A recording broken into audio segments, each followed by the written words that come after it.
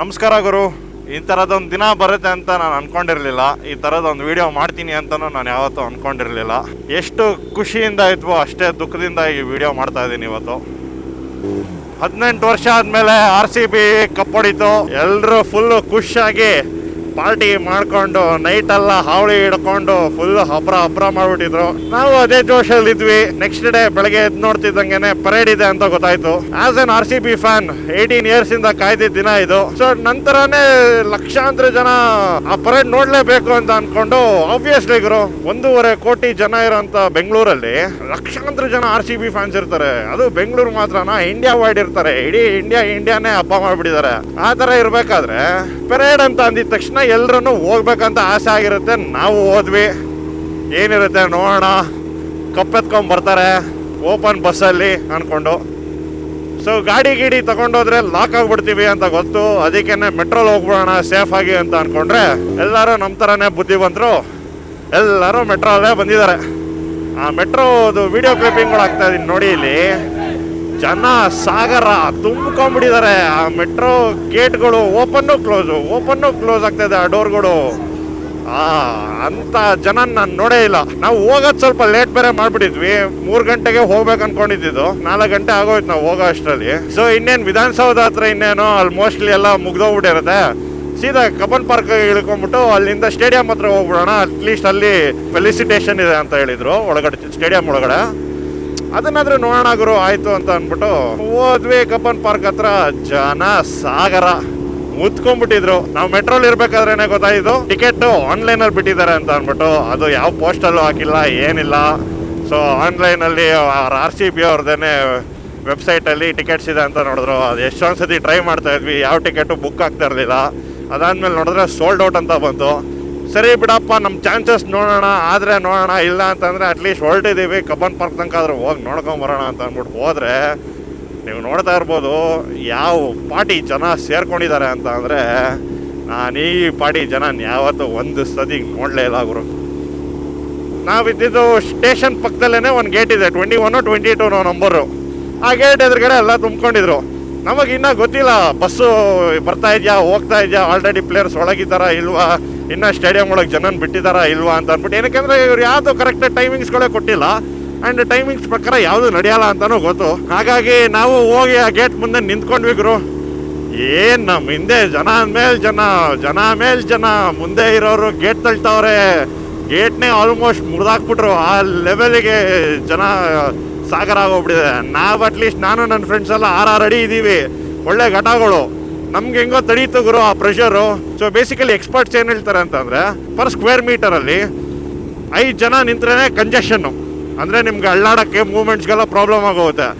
6ನೇ ಒಬ್ಬ ಇನ್ಕ್ಲೂಡ್ ಆಗಿದ್ದಾನೆ ಅಂತ ಅಂದರೆ ಅಲ್ಲಿ ನಿಮ್ಮ ರಿಪ್ ಕೇಜ್ಗಳು ಬ್ರೇಕ್ ಆಗೋ ಚಾನ್ಸ್ ಇರುತ್ತೆ, ಅಷ್ಟು ಕಂಜೆಷನ್ ಆಗುತ್ತೆ. ಸೊ ನಾವು ನಿಂತಿರೋ ಜಾಗದಲ್ಲಿ ಅದೇ ಥರ ಇತ್ತು. ನಮಗೇನೆ ಕಷ್ಟ ಆಗೋಗ್ತಾ ಇತ್ತು. ನಾವು ಇನ್ನು ಮುಂದಕ್ಕೆಲ್ಲ ಹೋದ್ರೆ ಕಷ್ಟನೇ. ಯಾರಿಗೆ ಬೇಕು ಸ್ಟೇಡಿಯಂ ಒಳಗೆ ಹೋಗಿ ನೋಡೋದು. ಸರಿ ಬಿಡಪ್ಪ ಆಚೆ ಕಡೆ ಬಂದ್ಬೋಣ ಅಂತ ಅಂದ್ಬಿಟ್ಟು ನಾವು ಹೆಂಗೋ ಆ ಕಡೆಯಿಂದ ಬಂದ್ಬಿಟ್ವಿ. ನೋಡಿದ್ರೆ ಲೇಡೀಸ್ಗಳು ನುಗ್ತಾ ಇದ್ದಾರೆ, ಎಲ್ಲ ಇಷ್ಟೇ ಇದ್ದಾರೆ. ಅಷ್ಟು ಜನರ ಮಧ್ಯದಲ್ಲಿ ಅವ್ರನ್ನ ಒನೆಸ್ಟ್ ಮಾಡಾಕ್ಬಿಟ್ಟಿದ್ದಾರೆ ಜನಗಳು. ಕಣ್ಣಲ್ಲಿ ನೋಡಿ ಬೇಜಾರಾಗೋಯ್ತು. ಅವ್ರನ್ನೊಂದು 4-5 ಜನ ಲೇಡೀಸ್ನ ಈ ಸೈಡ್ ಕರ್ಕೊಂಬಂದಿದ್ದಾಯ್ತು. ನಾವು ಆಮೇಲೆ ಹೋಗಿ ಯಾಕ್ರಮ್ಮ ಇಲ್ಲಿ ಸಾಯ್ತೀರಾ, ನೀವು ಸುಮ್ಮನೆ ಆರಾಮಾಗಿ ಮನೇಲಿರ್ರಿ ಅಥವಾ ನೋಡ್ಕೊಳ್ರಿ ಅಥವಾ ಇಲ್ಲೇ ಬರ್ರಿ ಬಸ್ ಬರುತ್ತೆ ಅಂತ ಅಂದ್ಕೊಂಡು ಅವ್ರನ್ನ ಸೈಡಿಗೆ ಕರ್ಸ್ಕೊಂಬಂದಿದ್ದಾಯ್ತು. ಅಲ್ಲಿಂದ ಸೇವ್ ಮಾಡಿ. ಯಾರಿಗೂ ಸಿವಿಕ್ ಸೆನ್ಸ್ ಅನ್ನೋದೇ ಇಲ್ಲ ಗುರು. ಆ ಥರ ಒಳದಾಡ್ತಾ ಇದ್ದಾರೆ ಜನಗಳು ಮಾತ್ರ. ಇನ್ನೇನು ಗೇಟ್ ಓಪನ್ ಮಾಡಿದ್ರೆ ಅಲ್ಲಿ ಮುಂದೆಗಡೆ ಪೊಲೀಸ್ಗಳು ಲಾಠಿಲಿ ಹೊಡಿತಾ ಇದ್ದಾರೆ. ಹಿಂದೆ ಕಡೆಯಿಂದ ನೋಡಿದ್ರೆ ಈ ನನ್ನ ಮಕ್ಳು ತಳ್ತಾ ಇದ್ದಾರೆ. ಹೆಂಗೋ ಅರಸಾಹಸ ಮಾಡಿ ತಳ್ಕೊಂಡು ನಾವು ಈ ಕಡೆ ಸೈಡಿಗೆ ಬಂದ್ಬಿಟ್ವಿ. ವಾಪಸ್ ಹೋಗಿ ನಾವು ಎಲ್ಲಿ ಮೆಟ್ರೋ ಸ್ಟೇಷನ್ ಇದೆ ಅಲ್ಲೇ ನಿಂತ್ಕೊಂಡ್ವಿ. ಅಲ್ಲಿ ಸ್ವಲ್ಪ ಖಾಲಿ ಇದೆ ಅಂತ ಅಂದ್ಬಿಟ್ಟು ಅಲ್ಲೇನೆ ಟಮಟೆ ಗಿಮಟೆ ಎಲ್ಲ ಹೊಡಿತಾ ಇದ್ರು. ಅಲ್ಲೇ ಡ್ಯಾನ್ಸ್ ಮಾಡ್ಕೊಂಡು ಮಜಾ ಮಾಡ್ತಾ ಇದ್ದೀವಿ. ಸಕ್ಕತ್ತಾಗಿತ್ತು. ನಮಗೆ ಗೊತ್ತೇ ಇಲ್ಲ ಈ ಥರ ಆಗುತ್ತೆ ಅಂತ ಅಂದ್ಬಿಟ್ಟು. ಕತ್ತೆತ್ತು ನೋಡಿದ್ರೆ ಗುರು ಆ ರೋಡ್ ಎಂಡ್ ತನಕ ಫುಲ್ಲು ಜನ ಗುರು. ಒಂದು ಚೂರು ಇಂಚು ಜಾಗ ಇಲ್ಲ, ಅಷ್ಟು ಜನ ಕುತ್ಕೊಂಡ್ಬಿಟ್ಟಿದ್ದಾರೆ. ನಮಗೆ ಗೊತ್ತಿರಲಿಲ್ಲ ವಿಧಾನಸೌಧದಲ್ಲಿ ಏನಾಗಿದೆ, ಎಷ್ಟು ಜನ ಇದ್ದಾರೆ ಅಂತ ಅಂದ್ಬಿಟ್ಟು. ಆಮೇಲೆ ವಿಧಾನಸೌಧದಿಂದ ಅರ್ಜೆಂಟಲ್ಲಿ ಪ್ಲೇಯರ್ಸ್ನೆಲ್ಲ ವಾಪಸ್ ಸ್ಟೇಡಿಯಮಿಗೆ ಕಳಿಸ್ತಿದ್ದಾರೆ ಅಂತ ಗೊತ್ತಾಯಿತು. ವಿಧಾನಸೌಧ ಹತ್ರ ಇದ್ದಿದ್ದ ಜನನೂ ಬರೋಕ್ಕೆ ಸ್ಟಾರ್ಟ್ ಮಾಡ್ಕೊಂಡ್ರು ಈ ಕಡೆಗೆ, ಎಲ್ಲಿ ಚಿನ್ನಸ್ವಾಮಿ ಸ್ಟೇಡಿಯಂ ಒಳಗೆ ನೋಡೋಣ ಅಂತ ಅಂದ್ಬಿಟ್ಟು. ನೀವು ನೋಡ್ತಾ ಇರ್ಬೋದು ಕ್ಲಿಪ್ಪಿಂಗ್ಗಳು ಆಗ್ತಾ ಇರ್ತೀನಿ ನೋಡಿ. ಇಲ್ಲಿ ಕಾಂಪೌಂಡ್ ಮೇಲೆ ಹಾರೋದೇನು ಎಲ್ಲ ತಡಿ ಕಾಂಪೌಂಡ್ಗಳಿದೆ, ಅದ್ರ ಮೇಲ್ಗಡೆ ಬೇಲಿ ತಂತಿಗಳ ತರ ಎಲ್ಲ ಫುಲ್ ಐರನ್ದು ಶಾರ್ಪ್ ಆಗಿರೋದು ಬೇಲಿಗಳು ಹಾಕಿದ್ದಾರೆ. ಅದನ್ನು ಲೆಕ್ಕಿಸ್ದೆ, ಅದ್ರ ಮೇಲೆ ಹಾರ್ಕೊಂಡು ಕೈ ಕಾಲೆಲ್ಲ ಗಾಯ ಮಾಡ್ಕೊಂಡು. ಆಮೇಲೆ ಜನಕ್ಕೆ ಕಾಮನ್ ಸೆನ್ಸ್ ಇಲ್ವಾ ಅಂತ ಅನ್ಸುತ್ತೆ. ಈ ಕಡೆಯಿಂದ ಏನೋ 10 ಅಡಿ ಹಾರ್ಕೊಂಡ್ತೀಯ ಗುರು, ಆ ಕಡೆಯಿಂದ ನೀನು 10 ಅಡಿಯಿಂದ ಬಿದ್ದರೆ ನಿಂಗೆ ಏನಾಗುತ್ತೆ ಅಂತ ಗೊತ್ತಾಗತ್ತೆ ಬೇಡವಾ? ಆ ಥರ ಮಾಡ್ಕೊಂಡು ಎಷ್ಟೊಂದು ಜನ ಗಾಯಗಳು ಮಾಡಿಕೊಂಡು ಏನು ಹೇಳ್ತೀರಾ, ಅಧ್ವಾನ ಅಂದರೆ ಅಧ್ವಾನ ಆಗೋಗ್ಬಿಟ್ಟಿತ್ತು. ಆಮೇಲೆ ನಾವು ಬಸ್ ಬರುತ್ತೆ ಅಂತ ಅಂದ್ಕೊಂಡು ಕಾಯ್ಕೊಂಡಿದ್ವಿ. ನಾವಷ್ಟೇ ಅಲ್ಲ, 95% ಜನಕ್ಕೆ ಅಲ್ಲಿ ಏನು ಆಗ್ತಾ ಇದೆ ಅಂತಲೇ ಗೊತ್ತಿಲ್ಲ. ಸ್ಟೇಡಿಯಂ ಒಳಗೆ ಜನ ಬಿಟ್ಟಿಲ್ವಾ, ಪ್ಲೇಯರ್ಸ್ ಬಂದಿಲ್ವಾ, ಬಸ್ ಬರುತ್ತಾ ಬರಲ್ವಾ, ಇನ್ನೂ ವಿಧಾನಸೌಧದಲ್ಲಿ ಇವೆಂಟ್ ನಡೀತಾ ಇಲ್ವಾ, ಯಾರಿಗಂದ್ರೆ ಏನೂ ಐಡಿಯಾ ಇರಲಿಲ್ಲ. ಯಾಕಂದರೆ ಒಬ್ಬರ ಹತ್ರನೂ ನೆಟ್ವರ್ಕ್ ಇರಲಿಲ್ಲ. ಅಷ್ಟು ಜನ ಒಂದೇ ಸಿಗ್ನಲಲ್ಲಿ ತಗಲಾಕೊಂಡ್ರೆ ಎಲ್ಲಿಂದ ಬರಬೇಕು ನೆಟ್ವರ್ಕು? ಯಾರಿಗೂ ನೆಟ್ವರ್ಕ್ ಬಂದಿಲ್ಲ. ನಾವು ಆಯಿತು ಅಂತ ಅಂದ್ಬಿಟ್ಟು ಅಲ್ಲೇ ಸ್ವಲ್ಪ ಓಡಾಡಿಕೊಂಡು ಸ್ವಲ್ಪ ಜನರಿಂದ ದೂರನೇ ಇದ್ವಿ. ಈ ಥರ ಜನರ ಮಧ್ಯದಲ್ಲಿ ಹೋದರೆ ಪಕ್ಕ ಲಾಕ್ ಅಂತ ಅಂದ್ಕೊಂಡು ಜನರಿಂದ ಸ್ವಲ್ಪ ದೂರನೇ ಇದ್ದು ಇಲ್ಲೆಲ್ಲ ನೋಡ್ತಾ ಇದ್ವಿ. ಡ್ಯಾನ್ಸ್ ಮಾಡಿಕೊಂಡು ನಮ್ಮ ಪಾಡ್ ನಾವು ಎಂಜಾಯ್ ಮಾಡ್ಕೊಂಡಿದ್ವಿ. ಆಮೇಲೆ ಪೊಲೀಸ್ ವಾಕಿ ಟಾಕಿಗಳಲ್ಲಿ ಒಂದೊಂದೇ ನ್ಯೂಸ್ ಬರೋಕ್ಕೆ ಸ್ಟಾರ್ಟ್ ಆಯ್ತು. ಅಕ್ಕಪಕ್ಕದಲ್ಲಿ ಇದ್ದವ್ರದ್ದು 3 ಜನ ಸತ್ತೋಗ್ಬಿಟ್ಟಿದ್ದಾರೆ, ಒಂದು ಸ್ವಲ್ಪ ಹೊತ್ತಾದ್ಮೇಲೆ 5 ಜನ ಸತ್ತೋಗ್ಬಿಟ್ಟಿದ್ದಾರೆ, ಒಂದು ಸ್ವಲ್ಪ ಹೊತ್ತಾದ್ಮೇಲೆ 7 ಜನ ಸತ್ತೋಗ್ಬಿಟ್ಟಿದ್ದಾರೆ. ನಮಗೆ ಶಾಕ್ ಆಗಕ್ಕೆ ಸ್ಟಾರ್ಟ್ ಆಯಿತು, ಏನು ಹಿಂಗಾಗ್ತಾ ಇದೆಯಾ ಅಂತ ಅಂದ್ಬಿಟ್ಟು. ಆಮೇಲೆ ಸ್ವಲ್ಪ ದೂರ ಬಂದು ನೋಡಿದ್ರೆ ನೆಟ್ವರ್ಕ್ ಸಿಕ್ತು. ಮನೆಗಳಿಂದ ಒಂದು 20 ಕಾಲ್ ಹಾಕ್ಬಿಟ್ಟಿದ್ದಾರೆ ಎಲ್ರಿಗೂ. ಎಲ್ಲಿದ್ದೀರಾ, ಈ ಥರ ವೀಡಿಯೋದಲ್ಲಿ ಹಿಂಗೆ ತೋರಿಸ್ತಾ ಇದ್ದಾರೆ, ಏನು ಕತೆ ಅಂತ ಅಂದ್ಬಿಟ್ಟು. ಮತ್ತು ನಾವು ಆರಾಮಾಗಿ ಇದ್ದೀವಿ ಅಂದ್ಕೊಂಡು ಸ್ವಲ್ಪ ದೂರ ನಡ್ಕೊಂಬರ್ತೀವಿ. ಇವರು ಪಟಾಕಿ ಹೊಡೆಯೋಕ್ಕೆ ಸ್ಟಾರ್ಟ್ ಮಾಡ್ತಾ ಇದ್ದಾರೆ ಸ್ಟೇಡಿಯಂ ಒಳಗಿಂದ. ಅವಾಗಲೇ ಕನ್ಫರ್ಮ್ ಆಗಿದ್ದು ನಮಗೆ, ಆಲ್ರೆಡಿ ಪ್ಲೇಯರ್ಸ್ ಒಳಗಡೆ ಹೋಗಿದ್ದಾರೆ, ಬಸ್ ಈ ಟೈಮಲ್ಲಿ ಬಂದಿಲ್ಲ, ಬಸ್ ಆಲ್ರೆಡಿ ಮುಂಚೆನೇ ಬಂದ್ಬಿಟ್ಟಿದೆ. ಜನ ಇಲ್ಲಿ ಏನಕ್ಕೋಸ್ಕರ ಬಿದ್ದು ಸಾಯ್ತಾ ಇದ್ದಾರೆ ಅಂತ ಗೊತ್ತಿಲ್ಲ. ಮೀಡಿಯಾದಲ್ಲಿ ಸತ್ತೋಗಿದ್ದಾರೆ ಅಂತ ಅಷ್ಟು ಜನ ತೋರಿಸಿ ಮನೆಯವ್ರಿಗೆಲ್ಲ ಗಾಬರಿ ಆಗಿದೆ, ನ್ಯಾಷನಲ್ ಮೀಡಿಯಾ ತನಕ ಹೋಗಿದೆ. ಬಟ್ ಈ ಟೈಮಲ್ಲಿ ಇವರು ಪಟಾಕಿ ಹೊಡ್ಕೊಂಡು ಸೆಲೆಬ್ರೇಟ್ ಮಾಡ್ತಾ ಇದ್ದಾರಲ್ಲ ಅಂತ ಶಾಕಿಂಗ್ ಆಯ್ತು ನನಗಂತೂ. ಇನ್ನೇನು ಮಾಡೋದು, ನಮಗೆ ಕ್ಯಾಬ್ ಸಿಗ್ತಾ ಇಲ್ಲ ವಾಪಸ್ ಬರೋಕ್ಕೆ, ಸುಸ್ತಾಗೋಗ್ಬಿಟ್ಟಿದೆ. ನಡೆದು ಇನ್ನೇನು ಮಾಡೋದಂತ ಅಂದ್ಬಿಟ್ಟು ಅಲ್ಲಿಂದ ಚಾಲುಕ್ಯ ತನಕ ನಡ್ಕೊಂಡು ಆಮೇಲೆ ರೇಸ್ ಕೋರ್ಸ್ ರೋಡಲ್ಲೇ ನಡ್ಕೊಂಡು ಬರ್ತಾ ಇದ್ವಿ. ಅಷ್ಟರಲ್ಲಿ ಗುರು ಹಿಂದಗಡೆ ತಿರುಗಿ ನೋಡ್ತೀವಿ, ಕಾನ್ವಾಯಲ್ಲಿ ಎಲ್ಲ RCB ಪ್ಲೇಯರ್ಸ್ ಎಲ್ಲ ಬರ್ತಾ ಇದ್ದಾರೆ ಬಸ್ಗಳಲ್ಲಿ. ಆ ಕ್ಲಿಪ್ಪು ಹಾಕ್ತೀವಿ ನೋಡಿ, ಎಷ್ಟು ಆರಾಮಾಗಿ ನೋಡಿದ್ದೀವಿ ನಾವಂದರೆ. ಯಾರು ಜನ ಇಲ್ಲ ಏನಿಲ್ಲ, ನಮ್ಮ ಕಣ್ಣೆದುರುಗಡೆ ಬಸ್ಗಳು ಮೂವ್ ಆಯಿತು. ಆ ಥರ ಆರಾಮಾಗಿ ನೋಡ್ಕೊಂಡ್ವಿ ನಾವು. ಅದೊಂದೇ ಒಂದು ಸೀನ್ಗೋಸ್ಕರ ಈ ಪಾರ್ಟಿ ಅನುಭವಿಸ್ಬಿಟ್ಟಿದಾರ ಜನ ಅಂತ ಮನೆಗೆ ಬಂದ ಮೇಲೆ ಗೊತ್ತಾಗಿದ್ದು ಗುರು.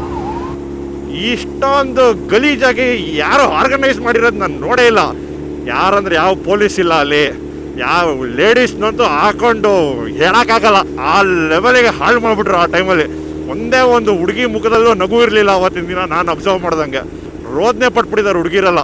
ಅವ್ರ ಬಟ್ಟೆಗಳನ್ನೆಲ್ಲ ಎಳೆದು ಹಾಕಿ ಮೊಲೆಸ್ಟ್ ಮಾಡಿ, ಅಪ್ಪ ನೆನ್ಸ್ಕೊಳಕ್ಕಾಗಲ್ಲ. ಕಣ್ಣೆದುರುಗಡೆ ನೋಡ್ಬಿಟ್ವಿ. ಆ ಜನರಲ್ಲಿ ಏನು ಮಾಡಿದ್ರು ಗೊತ್ತಾಗಲ್ಲ, ಆ ಥರ ಆಗೋಗ್ಬಿಟ್ಟಿತ್ತು ಸಿಚುಯೇಷನ್ನು.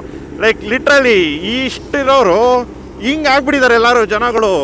ಎಲ್ಲಾಗುತ್ತೆ ಹೇಳಿ? ಅಷ್ಟು ಕ್ರೌಡ್ನ ಎಲ್ಲಿಂದ ಕಂಟ್ರೋಲ್ ಮಾಡ್ತೀರಾ? ಯಾವ ಪೊಲೀಸ್ ಯಾವ ಫೋರ್ಸ್ನ ಕಳಿಸಿ ನೀವು ಕಂಟ್ರೋಲ್ ಮಾಡಕ್ಕೆ ಹೇಳ್ತೀರಾ?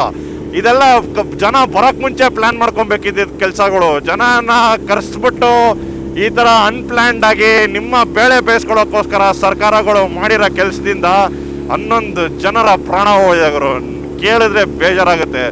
ಅಲ್ಲಿ ನೋಡ್ತಾ ಇದ್ವಲ್ಲ, ಒಂದಾದ್ಮೇಲೆ ಒಂದು ಆ್ಯಂಬುಲೆನ್ಸ್ ಬರ್ತಾ ಇದೆ. ಅದೂ ಆ್ಯಂಬುಲೆನ್ಸ್ ಯಾವಾಗ ಬರ್ತಾ ಇದೆ, ನಮ್ಗೆ ಆಲ್ರೆಡಿ 4-5 ಜನ ಸತ್ತೋಗಿದ್ದಾರೆ ಅಂತ ನಮಗೆ ನ್ಯೂಸ್ ಬಂದಮೇಲೆ ಆ್ಯಂಬುಲೆನ್ಸ್ಗಳು ಬರೋಕ್ಕೆ ಸ್ಟಾರ್ಟ್ ಆಯಿತು. ಅಲ್ಲಿ ತನಕ ಆ್ಯಂಬುಲೆನ್ಸ್ ಫೆಸಿಲಿಟಿ ಕೂಡ ಇಟ್ಟಿಲ್ಲ, ಅಷ್ಟು ಚೀಪಾಗಿ ಆರ್ಗನೈಸ್ ಮಾಡಿದ್ದಾರೆ ನಮ್ಮ ಸ್ಟೇಟ್ ಗೌರ್ಮೆಂಟ್ ಅವರು. ಇವಾಗ ಅವರಲ್ಲ ಇವ್ರ ಮೇಲೆ ಅಲ್ಲ ಅವ್ರ ಮೇಲೆ ಅಂತ ಅಂದ್ಬಿಟ್ಟು ಗೂಬೆ ಕಟ್ಸ್ಬಿಟ್ಟು ಕೊನೆಗೆ ಪೊಲೀಸರ ಮೇಲೇ ಗೂಬೆ ಕುಡಿಸ್ಬಿಡ್ತಾ ಇದ್ದಾರೆ.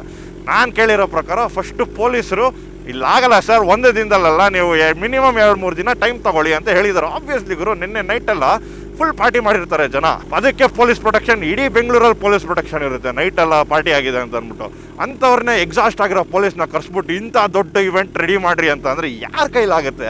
ಸಾಕಾಗೋಗ್ಬಿಟ್ಟಿರುತ್ತೆ ಅವ್ರಿಗೂ. ನಮ್ಮ ಗೌರ್ಮೆಂಟ್ ಇರೋರ್ಗಂತೂ ಒಂದು ನಯ ಪೈಸಾ ಕಾಳಜಿ ಇಲ್ಲ. RCB IPL ಅನ್ನೋದೆಲ್ಲ ಮೆಜಾರಿಟಿ ಟಾರ್ಗೆಟ್ ಆಡಿಯನ್ಸ್ ಇರೋದನ್ನೇ ನಿಮಗೆ 20 to 40 ಇಯರ್ಸ್ ಅಂತ ಅನ್ಕೊಳ್ಳಿ ಮ್ಯಾಕ್ಸಿಮಮ್. ಅದಕ್ಕೆ ಮೇಲೆ ಇರೋರು ನೋಡೋಕೆ ಇಷ್ಟಪಡಲ್ಲ, ಅದ್ರ ಕೆಳಗಡೆ ಇರೋರು ಏನೂ ಅರ್ಥನೂ ಆಗಲ್ಲ. ಸೊ ಆ ಥರ ಇರ್ಬೇಕಾದ್ರೆ ಮೇಜರ್ ವೋಟಿಂಗ್ ಆಡಿಯನ್ಸ್ ಬಂದ್ಬಿಟ್ಟು ಇವ್ರಿಗೆ ಅಲ್ಲೇನೆ ಸಿಕ್ಬಿಡುತ್ತೆ. ಸೊ ಈ ಗೌರ್ಮೆಂಟ್ ಅವರು ನಂಗೆ ಏನು ಹೇಳ್ಬೇಕಂತಾನೆ ಗೊತ್ತಾಗಲ್ಲ. ಆ ಆಡಿಯನ್ಸ್ನ ಕ್ಯಾಪ್ಚರ್ ಮಾಡ್ಕೊಳ್ಳೋಣ ಅಂತ ಅಂದ್ಬಿಟ್ಟು ಲಾಸ್ಟಲ್ಲಿ ಈ PR ಅವ್ರು ಹೇಳಿರೋ ಥರ ಎಲ್ಲ ಮಾಡಿಕೊಂಡು ಕತೆಗಳ್ನ ಇವರು ಇವಾಗ ನೋಡಿದ್ರೆ ಲಾಸ್ಟಲ್ಲಿ ಅರ್ಜೆಂಟಲ್ಲಿ ಒಂದು ದಿನದಲ್ಲಿ ಹಿಂಗೆ ಮಾಡಿತಾ ಇದ್ದಾರೆ. ಗೌರ್ಮೆಂಟ್ ಅವ್ರು ಹೇಳ್ತಾ ಇರೋದು ಇವಾಗ ಏನಂತ ಅಂದರೆ, ಪ್ಲೇಯರ್ಸ್ ಎಲ್ಲ ಹೋಗ್ಬೇಕಿತ್ತು, ಅದಕ್ಕೋಸ್ಕರನೇ ನಾವು ಬೇಗ ಎಲ್ಲನೂ ಮಾಡಬೇಕಾಗಿ ಬಂತು ಅಂತ ಅಂದ್ಕೊಂಡು ಅವ್ರ ಮೇಲೆ ಹೇಳ್ತಾರೆ. ನಾನು ಕೇಳೋದು, ಪ್ಲೇಯರ್ಸ್ ಯಾರಿಗೋಸ್ಕರ ಆಡ್ತಾ ಇದ್ದಾರೆ? ಜನರ ಜೀವನಕ್ಕಿಂತ ನಿಮಗೆ ದೊಡ್ಡದಾ? ನಿಮ್ಗೆ ಆರ್ಗನೈಸ್ ಮಾಡೋಕ್ಕಾಗಿಲ್ಲ, ನೀವು ಹತ್ರ ಕೆಪಾಸಿಟಿ ಇಲ್ಲ, ನಿಮ್ಮ ಕೈಲಿ ಏನೋ ಕಿತ್ಕೊಳಕ್ಕಾಗಲ್ಲ ಅಂತ ಗೊತ್ತಾದ್ಮೇಲೆ ಮಾಡಬೇಕು. 2 ದಿನ ಆದಮೇಲೆ ಹೋಗೋರು ಹೋಗ್ಕೊಳ್ಳಿ, ಇರೋರು ಇರ್ತಾರಲ್ಲ ಅಂಥವ್ರನ್ನ ಕರ್ಸಿ ಮಾಡಬೇಕು ರೀ. ಅವ್ರನ್ನೆಲ್ಲ ಕೂಲಿ ಥರ ನಾವು ತೊಗೊಂಡಿರೋದು. ಏನು ಹೇಳಿ, ಆಕ್ಷನಲ್ಲಿ ಬಂದಿಲ್ಲ ನಾವು ಕೆಲಸ ಮಾಡ್ಕೊಟ್ಟು ಹೋಗೋ ಅಂತ ಅಂದ್ಬಿಟ್ಟು ಕಾಸು ಕೊಟ್ಬಿಟ್ಟು ಮಾಡ್ಕೊಂಡಿರೋದು. ಅವ್ರಿಗೋಸ್ಕರ ಒಂದು ಸ್ಟೇಟೇ ಕಾಂಪ್ರಮೈಸ್ ಆಗಬೇಕು ಅನ್ನೋದು ಮುಟ್ಟಾಳ್ತನ ಅಂತ ನನಗನ್ಸುತ್ತೆ. ಇಂಥ ಕಚಡ ಕೆಲಸನ ಒಪ್ಕೊಂಡು ನಮ್ಮ ಗೌರ್ಮೆಂಟ್ ಮಾಡಿ 11 ಜನರ ಪ್ರಾಣ ತೆಗೆದುಬಿಟ್ಟಿದಾರಲ್ಲ, ಸಿಕ್ಕಾಪಡೆ ಬೇಜಾರಾಗುತ್ತೆ ಗುರು. ಒಂದು ಮೇಜರ್ ಫಾಲ್ಟ್ ಅಂದರೆ ಗೌರ್ಮೆಂಟ್ದು. ಎಲ್ಲ ಆ ತಾಳಕ್ಕೆ ತಕ್ಕಂತೆ ನಡೆದು ಅವರು ಬೆಳೆ ಬೇಯಿಸ್ಕೊಳ್ಳೋಕ್ಕೋಸ್ಕರ ಇಷ್ಟೆಲ್ಲ ಪ್ರಾಣಗಳನ್ನ ಒತ್ತೆ ಇಟ್ಬಿಟ್ರು. ಸೆಕೆಂಡು RCB ಮ್ಯಾನೇಜ್ಮೆಂಟು ಮತ್ತು KSC ಅವ್ರುಗಳಂತೂ ಏನಂದ್ರೇನೋ ಗೊತ್ತಿಲ್ಲ, ಗೌರ್ಮೆಂಟ್ ಮೇಲೆ ಭಾರ ಹಾಕ್ಬಿಟ್ಟಿರ್ತಾರೆ. ಗೌರ್ಮೆಂಟ್ ಅವ್ರು ಏನೋ ನೋಡ್ಕೊಂಡಿರಲ್ಲ, ಇವ್ರಿಗೆ ಮಾಡೋಕ್ಕೆ ಒಂಚೂರು ಕಾಮನ್ ಸೆನ್ಸ್ ಇರಲ್ಲ. ಅಷ್ಟು ಜನ ಕ್ರೌಡು, 12 ಲಕ್ಷ 13 ಲಕ್ಷ ಜನ ಬಂದಿದ್ದಾರಂತೆ. ಅಷ್ಟು ಜನ ಕ್ರೌಡ್ನ ನೀವು ಎಷ್ಟು ಜನ ಅಂತ ಪೊಲೀಸ್ಗಳಿಂದ ಹಿಡ್ಕೊಂಡು ನೀವುಗಳು ಮೇಂಟೈನ್ ಮಾಡೋಕ್ಕಾಗುತ್ತೆ? ನೀವೇ ಹೇಳ್ರಪ್ಪ. ಆ ಸಿರಿಗೆ ನಮ್ಮ ಕಮಿಷನರಿಂದ ಹಿಡಿದು ಇನ್ನೊಂದು 4 ಜನ ಪೊಲೀಸ್ ಬೇರೆ ಇವಾಗ ಸಸ್ಪೆಂಡ್ ಮಾಡಿಟ್ಟಿದ್ದಾರೆ, ಅವ್ರದ್ದು ವೈಫಲ್ಯದಿಂದ ಈ ಥರ ಆಗಿರೋದು ಅಂತ ಅಂದ್ಬಿಟ್ಟು. ಈ ಗೇಮ್ ಪ್ಲ್ಯಾನ್ಗಳು ಜನಕ್ಕೆ ಗೊತ್ತಾಗಲ್ಲ ಅಂತ ಅನ್ಕೊಂಬಿಟ್ಟಿದ್ದೀರಾ. ಪಾಪ ನಮ್ಮ ಕಮಿಷನರ್ ಅವರೆಲ್ಲ ಆ್ಯಕ್ಚುಲಿ ಒಳ್ಳೆ ಹೆಸರು ಇಟ್ಕೊಂಡಿದ್ರು. ಅವ್ರನ್ನೇನೋ ಇವಾಗ ನಿಮ್ಮ ಇದಕ್ಕೋಸ್ಕರ ಸಸ್ಪೆಂಡ್ ಮಾಡಿಬಿಡ್ರಿ. ಅವ್ರ ಲೈಫ್ ಲಾಂಗ್ ಉಳಿಸ್ಕೊಂಬಂದಿದ್ದ ಹೆಸರಿಗೆ ನೀವು ಬ್ಲ್ಯಾಕ್ ಮಾರ್ಕ್ ಹಾಕ್ದಂಗೆ ಇವಾಗ. ಅವ್ರು ಕಂಡ್ರೆ ಅವ್ರು ನೋಡಿದ್ರೇ ಬೇಜಾರಾಗುತ್ತೆ. ಅವ್ರು ಹೇಳಿದಾರೆ ಆಲ್ರೆಡಿ, ಆಗಲ್ಲ ನಮ್ಮ ಕೈಲಿ ಒಂದು ದಿನದಲ್ಲಿ ನೋಡ್ಕೊಳಕ್ಕೆ ಇದನ್ನೆಲ್ಲ ರೆಡಿ ಮಾಡ್ಕೊಂಡು ಆಗಲ್ಲ ಅಂತ ಅಂದ್ಬಿಟ್ಟು. ತಗೊಂಡು ನೋಡಿ ನಿಮ್ಮ ಚಟಕ್ಕೆ ನೀವು ಮಾಡ್ಕೊಂಬಿಟ್ಟು ಇವಾಗ ಅವ್ರ ಮೇಲೇ ಗೂಬೆ ಕುಡಿಸ್ತಾ ಇದ್ದೀರಾ. ನೋಡಬೇಕು ಬೇರೆ ಟೈಮಲ್ಲೆಲ್ಲ ಹೆಂಗೆ ಮಾಡಿದ್ದಾರೆ. ಮುಂಬೈಯಲ್ಲಿ ಮಾಡಿದರು, ಕೋಲ್ಕತ್ತಾಲ್ಲಿ ಮಾಡಿದ್ದಾರೆ. ಅವರೆಲ್ಲ ಹೆಂಗೆ ಮಾಡಿಕೊಂಡ್ರು, ಎಷ್ಟು ದಿನ ಆದಮೇಲೆ ಮಾಡಿದ್ರು ಪರೇಡು, ಅದನ್ನೆಲ್ಲ ಸ್ವಲ್ಪ ಪರಿಗಣಿಸ್ಬೇಕಲ್ವಾ. ಪಾಸ್ಟ್ ಎಕ್ಸ್ಪೀರಿಯನ್ಸಸ್ಸಿಂದನೇ ಅಲ್ವಾ ನಡೆಯೋಕ್ಕಾಗೋದು.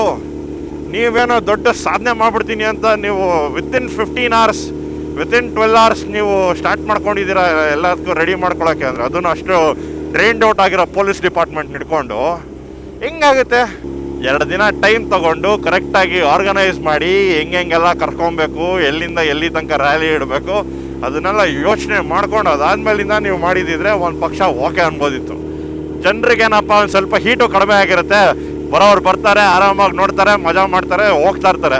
ಆ್ಯಂಡ್ ಸೆಕೆಂಡ್ ಥಿಂಗ್, ನೀವು ಗೊತ್ತು 1.5 ಕೋಟಿ ಜನರಲ್ಲಿ ಒಂದು 10% 15% ಜನನ ಬರಲ್ವಾ? ಹಂಗೆ ತೊಗೊಂಡ್ರು 15-20 ಲಕ್ಷ ಆಗೋದ್ರು. 15-20 ಲಕ್ಷ ಜನನ ಒಂದು 2 ರೋಡಲ್ಲಿ ನೀವು ಚಿನ್ನಸ್ವಾಮಿ ಟು ವಿಧಾನಸೌಧ ರೋಡಲ್ಲಿ ತುಂಬ್ತೀರಾ ಅಂತಂದರೆ ಅಲ್ಲೂ ಪ್ರಾಬ್ಲಮ್ ಏನೇ.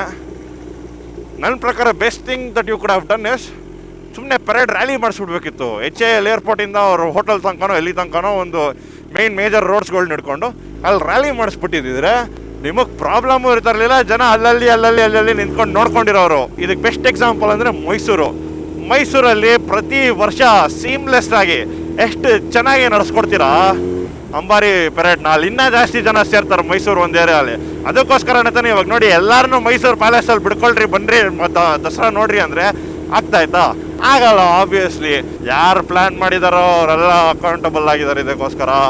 ನನ್ನ ಪ್ರಕಾರ ಗೌರ್ಮೆಂಟ್ನಂತೂ ಈಸಿಯಾಗಿ ಬಿಡೋಂಗೇ ಇಲ್ಲ, ಈಸಿಯಾಗಿ ಕೈ ತೊಳ್ಕೊಳ್ಳೋಂಗೂ ಇಲ್ಲ ಅವರು ಈ ವಿಷಯದಲ್ಲಿ. ಬೇರೆಯವ್ರ ಮೇಲೆ ಗೂಬೆ ಕುಡಿಸಿ DNA ನೆಟ್ವರ್ಕ್ ಅವ್ರ ಮೇಲೆ FIR ಆಗಿದೆ, ಪೊಲೀಸ್ ಡಿಪಾರ್ಟ್ಮೆಂಟ್ ಮೇಲೆ FIR ಆಗಿದೆ, KSCA ಮೇಲೆ FIR ಆಗಿದೆ, RCB ಮ್ಯಾನೇಜ್ಮೆಂಟ್ ಮೇಲೆ FIR ಆಗಿದೆ. ಈ ಗೌರ್ಮೆಂಟಲ್ಲಿರೋ ಒಂದು ಅವ್ರ ಬೆಳೆ ತೀರಿಸ್ಕೊಳಕ್ಕೆ ಅಂತ ಅಂದ್ಬಿಟ್ಟು ಹೋಗಿ ನಿಂತ್ಕೊಂಡು ಕಪ್ಪೆತ್ಕೊಂಡು ನಾನೇ ಗೆದ್ಕೊಂಬಂದಿದ್ದೀನಿ ಅಂತ ಅಂದ್ಕೊಳ್ಳೋ ರೇಂಜಿಗೆ ಎಲ್ಲ ಮಾಡ್ಕೊಂಡ್ರಲ್ಲಪ್ಪ. ಅವ್ರ ಮೇಲೆ ಏನಾಗುತ್ತೆ? ಅದೆಲ್ಲ ಅದಕ್ಕಿಂತ 18 ವರ್ಷ ಕಾಯ್ದಿದ್ದು ಕಪ್ಪಿಗೋಸ್ಕರ 18 hour ಸೆಲೆಬ್ರೇಷನ್ ಮಾಡೋಕ್ಕೆ ಬಿಡಲಿಲ್ವಲ್ಲ ನೀವುಗಳು ನಿಮ್ಮ ಇದಕ್ಕೆ. ಯಾರು ಇದನ್ನೆಲ್ಲ ಪ್ಲ್ಯಾನ್ ಮಾಡೋಕ್ಕೆ ನೀವು ಇಂಟೆಲಿಜೆನ್ಸ್ ಟೀಮ್ ಅಂತ ಹೇಳಿರ್ತೀರಲ್ಲ ನಜ್ಜಿ, ಅವ್ರುಗಳ್ನ ಹಾಕೊಂಡ್ಬಿಡ್ಬೇಕು. ಅವ್ರುಗಳ್ನು ಸುಮ್ಮನೆ ಬಿಡಬಾರ್ದು ಯಾವ್ದ್ರೂ. ಬೆಂಗಳೂರು ಜನ ಎಲ್ಲ ಎಷ್ಟು ಖುಷಿಯಾಗಿ ಆರಾಮಾಗಿ ಕಪ್ ಗೆಲ್ತು ಅಂತ ಅಂದ್ಕೊಂಡು ಒಂದು ಎಂಥ ಬ್ಯೂಟಿಫುಲ್ ಮೂಮೆಂಟ್, ಎಂಥ ಹಿಸ್ಟಾರಿಕ್ ಮೂಮೆಂಟ್ನ ಒಂದು ಬ್ಲ್ಯಾಕ್ ಡೇ ಆಗಿ ಮಾಡಿಬಿಟ್ರಿ ನೀವೆಲ್ಲರೂ ಸೇರಿಕೊಂಡು. ಬೇಜಾರಾಗುತ್ತೆ. ನಮ್ಮ ಜನಕ್ಕೂ ಅಷ್ಟೇ ಗುರು, ಸಿವಿಕ್ ಸೆನ್ಸ್ ಇಲ್ಲ ಗುರು. ಅದರಲ್ಲಿ ಬಂದಿದ್ದು ಒಂದು 80% ಜನ ಏನೋ ನಾರ್ಮಲ್ ಆಗಿದ್ರು, ನೋಡೋಣ ಪಾಪ ಹಂಗೆ ಹಿಂಗೆ ಅಂತ ಅಂದ್ಕೊಂಡು. ಇನ್ನು 20% ಜನಕ್ಕಂತೂ ಕೇಳಬೇಡಿ ನೀವು, ಅವ್ರುಗಳು ಆಡಿದ್ದೇ ಆಟ. ಮಾಬ್ ಮೆಂಟಾಲಿಟಿ ಅಂತಾರಲ್ಲ, ಆ ಮಾಬ್ ಮೆಂಟಾಲಿಟಿಲಿ ಇದ್ದವ್ರು 20% ಜನಗಳು ಯಾರನ್ನೂ ನೋಡ್ತಾ ಇಲ್ಲ, ಹೆಣ್ಮಕ್ಳು ನೋಡ್ತಾ ಇಲ್ಲ. ಯಾರನ್ನೂ ಸಣ್ಣ ಮಕ್ಕಳಿದ್ದಾರೆ, ಹೆಣ್ಮಕ್ಳಿದ್ದಾರೆ, ವಯಸ್ಸಾದವ್ರಿದ್ದಾರೆ ಅಂತ ಯಾರನ್ನೂ ನೋಡದೆ ತಳ್ಕೊಂಡು ಮಾಡ್ಕೊಂಡು ಎಲ್ಲಂದ್ರಲ್ಲಿ ಮುಟ್ಕೊಂಡು ಬಟ್ಟೆಗಳ್ನ ಹರಿದಾಕೊಂಡು ನುಗ್ಗಾಡ್ಕೊಂಡು ಒಡೆದಾಡ್ಕೊಂಡು ಗುದ್ದಾಡ್ಕೊಂಡು ಆ ಕಾಂಪೌಂಡ್ಗಳ ಮೇಲೆಲ್ಲ ಹಾರ್ಕೊಂಡು ಗೇಟ್ಗಳನ್ನ ಡ್ಯಾಮೇಜ್ ಮಾಡಿ ಅಪ್ಪ ಆ ದೃಶ್ಯಗಳನ್ನ ನೋಡಿದ್ರೆ ಹೆಲ್, ಲಿಟ್ರಲ್ ಹೆಲ್. ಅದೊಂದೇನೆ ಹೇಳೋಕ್ಕಾಗೋದು. ನಮ್ಮ ಜನನೂ ಉದ್ಧಾರ ಆಗಬೇಕು, ನಮ್ಮ ಸಿಸ್ಟಮ್ ಮೇನ್ ಉದ್ಧಾರ ಆಗಬೇಕು, ಅವಾಗಷ್ಟೇ ಇನ್ನೆಲ್ಲ ಸರಿ ಹೋಗೋಕ್ಕಾಗೋದು. ಇಷ್ಟೇ ಗುರು, ಇನ್ನೇನು ಹೇಳೋದಿದ್ರ ಬಗ್ಗೆ. ಇನ್ನೊಂದು ಯಾವ್ದಾದ್ರು ವೀಡಿಯೋ ಮತ್ತೆ ಸಿಗ್ತೀನಿ.